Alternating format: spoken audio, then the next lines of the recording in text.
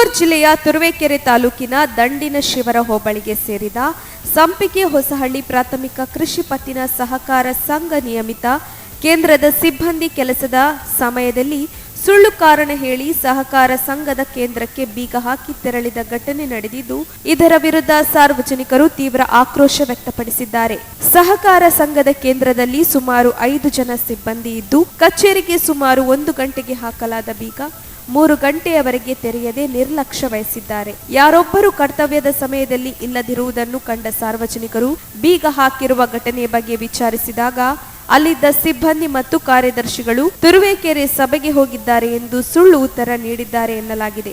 ಈ ಬಗ್ಗೆ ಸಾರ್ವಜನಿಕ ದೂರಿನನ್ವಯ ತುಮಕೂರಿನಿಂದ ಉನ್ನತ ಅಧಿಕಾರಿಗಳು ಸ್ಥಳಕ್ಕೆ ಆಗಮಿಸಿ ಸಿಬ್ಬಂದಿಯನ್ನು ಫೋನ್ ಕರೆ ಮಾಡುವ ಮೂಲಕ ಕರೆಸಿ ಈ ಪ್ರಾಥಮಿಕ ಕೃಷಿ ಪತ್ತಿನ ಸಹಕಾರ ಕೇಂದ್ರದ ಬೀಗವನ್ನು ಖುದ್ದು ನಿಂತು ಅಧಿಕಾರಿಗಳೇ ತೆಗೆಸಿದ್ದಾರೆ.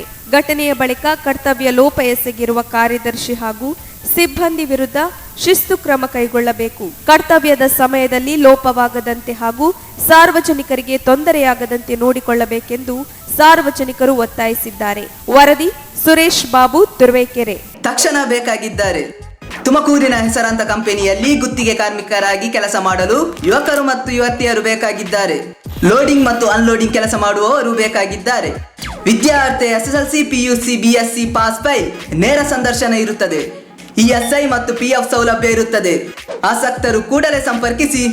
Naveen GL, phone number 9743103968.